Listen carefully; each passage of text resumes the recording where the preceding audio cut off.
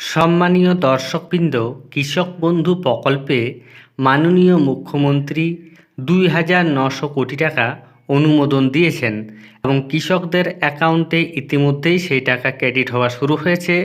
তবে সকল কৃষকের অ্যাকাউন্টে টাকা ক্রেডিট হয়নি। আপনি বাড়িতে বসেই দেখে নিতে পারবেন যে আপনি টাকা পেয়েছেন কি পাননি। অর্থাৎ আপনাকে ব্যাংকে যাওয়ার কোনো রকমের প্রয়োজন নেই। কৃষি দপ্তরের তরফ থেকে নতুন নাম্বার দেওয়া হয়েছে, সেই নাম্বারে আপনারা কিভাবে মেসেজ পাঠিয়ে দেখে নিতে পারবেন খুব সহজেই মাত্র 1 মিনিটের মধ্যে। সেই পদ্ধতি আমি আপনাদের এই ভিডিওতে দেখাবো।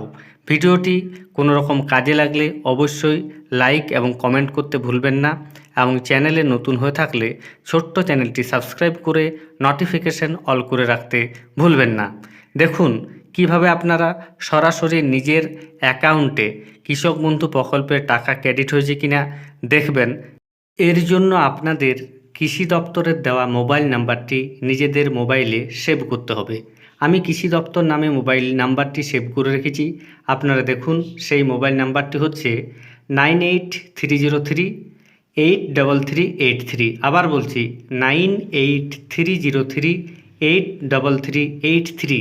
এই নাম্বারটি আপনারা মোবাইলে সেভ করবেন। নাম্বারটি সেভ করার পর আপনারা হোয়াটসঅ্যাপ ওপেন করবেন। এখানে টাইপ করবেন হাই লিখে টাইপ করার সঙ্গে সঙ্গে রিপ্লাই চলে আসবে। একটু ধৈর্য ধরবেন, দেখুন রিপ্লাই চলে এসছে। এবার আপনি আপনার পছন্দের ভাষা বেছে নেবেন। আমি এখানে ইংরেজি সিলেক্ট করছি। ইংরেজির উপর ক্লিক করতেই এরকম চলে যাবে এবং পরবর্তী অপশান দেখুন এখানে চলে এলো। কৃষি দপ্তর থেকে যদি রিপ্লাই আসতে দেরি হয় সেই ক্ষেত্রে আপনারা অপেক্ষা করবেন।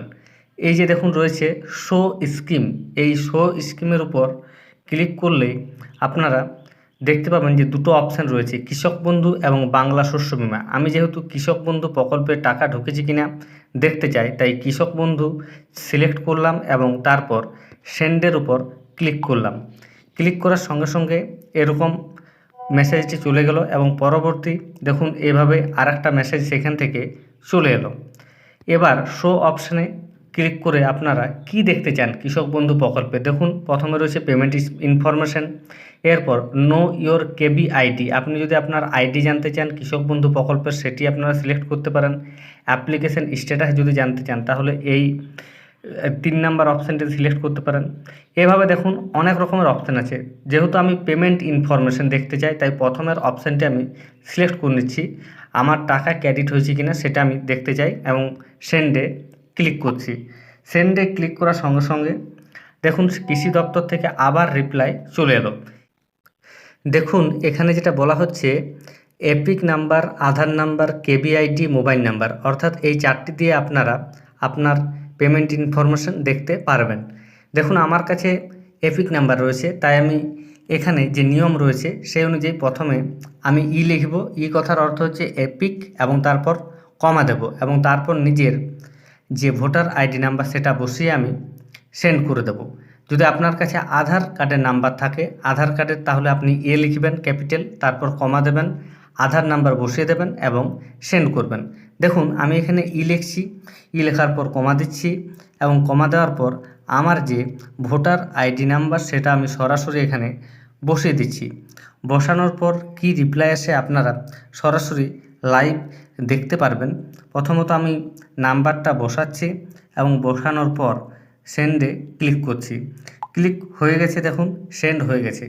এবার দেখুন চলে এসছে, কখন কোন মরশুমে টাকা ঢুকেছে সেটা কিন্তু সম্পূর্ণ চলে এসছে। দেখুন আমি কৃষক বন্ধু প্রকল্পে দীর্ঘদিন যাবৎ টাকা পেয়েছি। এই মুহূর্তে আমি লাস্ট যে টাকাটি পেয়েছি সেটি হচ্ছে 15ই ডিসেম্বর 2023 নাগাদ, রবি মরশুমের টাকা। তাহলে বুঝতে পারছেন এখন 2024 সালে যে টাকা দেওয়া শুরু হয়েছে সেই টাকা আমার অ্যাকাউন্টে এখনও পর্যন্ত ক্রেডিট হয়নি। তাহলে এইভাবে আপনারা খুব সহজেই বাড়িতে বসেই দেখে নিতে পারবেন। অনেকেই দেখছেন যে আপনার স্ট্যাটাস ফাঁকা রয়েছে, কেউ বলছেন অ্যাকাউন্ট ভ্যালিড রয়েছে। আপনাদের টাকা ঢুকেছে কিনা সেটা সরাসরি আপনারা বাড়িতে বসেই কৃষি দপ্তরের তরফ থেকে আমি যেভাবে দেখালাম সেভাবে আপনারা চেক করে দেখে নিতে পারেন। ধন্যবাদ।